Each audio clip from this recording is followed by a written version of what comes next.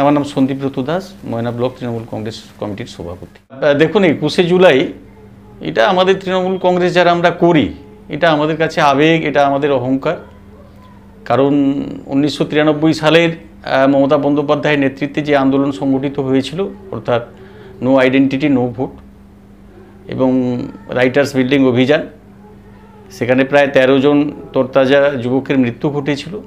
সেটাকে আমরা প্রতি বছরই 21শে জুলাই আমরা স্মরণ করি। আমাদের নেত্রী মমতা বন্দ্যোপাধ্যায় এবং আমাদের প্রিয় নেতা অভিষেক বন্দ্যোপাধ্যায় তারা ডাক দেন, আর আমরা পাগলের মতো হাজার হাজার লক্ষ লক্ষ মানুষ গ্রাম গ্রামান্তর থেকে ছুটে যাই।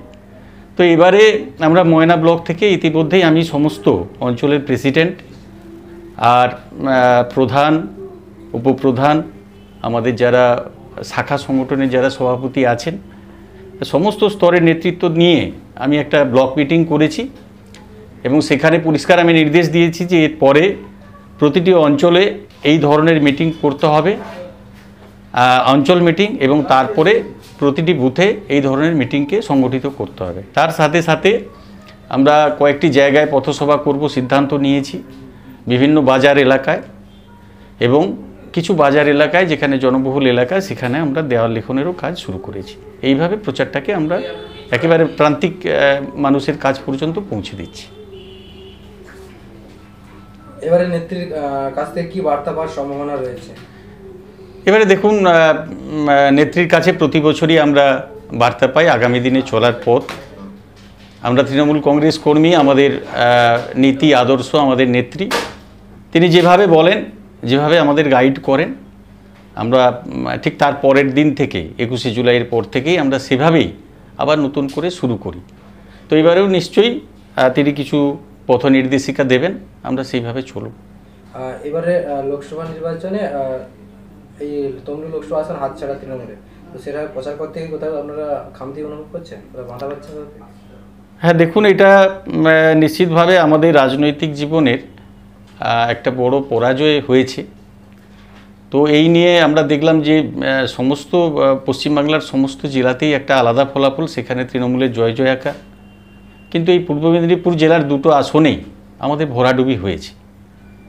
তো সেই ভরাডুবির কারণ আমরা জেলা পর্যায়েও আমাদের মিটিং হয়েছে, আমরা ব্লক পর্যায়ে করেছি, অঞ্চল পর্যায়ে করেছি, এবং সেখান থেকে সঠিক কারণ আমরা নির্দিষ্টভাবে খুঁজে বার করার চেষ্টা করছি এবং সেই কারণগুলোকে সামনে রেখে আমি বলবো যে পরাজয় মানেই একটা নতুন কিছু শিক্ষা নেওয়ার থাকে। জয়ে যেমন আনন্দ থাকে, তেমনি পরাজয়ের মাধ্যমেই আমাদের কিছু শিক্ষা নেওয়ার থাকে। সেটা আমরা নিতে চাইছি। আমাদের কোথায় ভুল ত্রুটি ছিল সেগুলোকে আমরা চিহ্নিত করে, আইডেন্টিফাই করে আগামী দিনে আমরা আন্দোলনে ঝাঁপিয়ে পড়ব। আমরা বিভিন্ন সূত্র থেকে জানতে পারছি যে এবার 21শে জুলাইয়ের পরবর্তী সময় একটা দলের মধ্যে পুরোহিতের রদবদল হওয়ার সম্ভাবনা রয়েছে, শোনা যাচ্ছে, এটা নিয়ে কি বলবেন?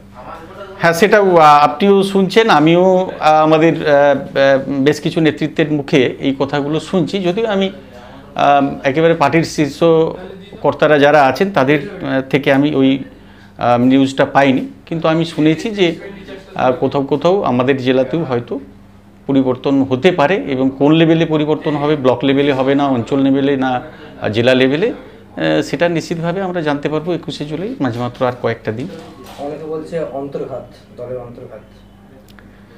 দলের অন্তর্ঘাত নিশ্চিতভাবে কেউ কেউ এই বিষয়টা নিয়ে আমাদের জেলাতেও আলোচনা হয়েছে যে কেউ বা কারা কোথাও কোথাও হয়তো আমাদের সঙ্গে থেকেছে, আমাদের পার্টির মিটিং মিছিল করেছে, কিন্তু ভোটে সেইভাবে খাটেননি, সময় দেয়নি। সেটা নিয়ে আমাদের হয়তো ময়না ব্লকে না থাকলেও কোথাও কোথাও এই প্রশ্ন কিন্তু থেকেছে কোনো কোনো লিডারের বিরুদ্ধে। বলছি 26-এর বিধানসভাকে পাখিচ্ছুক করে 21শে জুলাইয়ের মঞ্চ থেকে নেত্রী বার্তা পাওয়ার পর কীভাবে, আমি যখন যদি সভাপতির দায়িত্বে আছেন, তো কীভাবে মানে ব্লক এলাকাটাকে আরও সংগঠনকে মজবুত করবে, দলকে সংগঠন? আমাদের প্রথম কথা হচ্ছে যে আমরা বিশ্বাস করি যে অনেক কিছু হয়তো এই হারের কারণ আছে, শুধুমাত্র একটি নয়, আরও অনেক কারণ আছে, বিভিন্ন কারণ আছে। তো সেগুলো অনেকগুলোই আমাদের কন্ট্রোলের বাইরে, কিন্তু যেটা আমাদের কন্ট্রোল করার আছে সেটা হচ্ছে সংগঠনকে যদি আমরা মজবুত করে নিয়ন্ত্রণ করতে পারি একেবারে বুথ স্তর থেকে।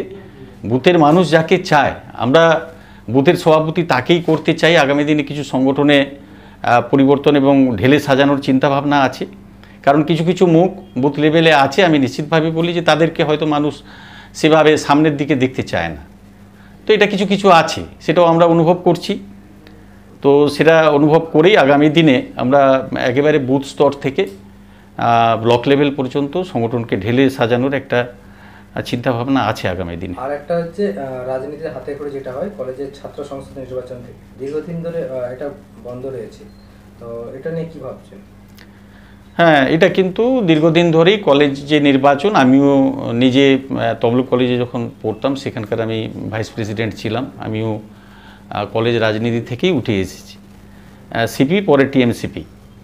তো এটা একটা বন্ধ রয়েছে, এটা আমি বলবো যে নিশ্চিতভাবে সরকারও চেষ্টা করবেন আগামী দিনে যাতে এই নির্বাচনগুলো হয়, বা নির্বাচনে যারা দায়িত্বে আছেন তাদের কাছেও আমার এই আপনাদের মাধ্যমে রিকোয়েস্ট থাকবে যে, কারণ ছাত্র রাজনীতি থেকেই কিন্তু আজকে বড় বড় নেতা, ছাত্র যুব থেকেই বড় বড় নেতা নেত্রী তৈরি হয়েছে।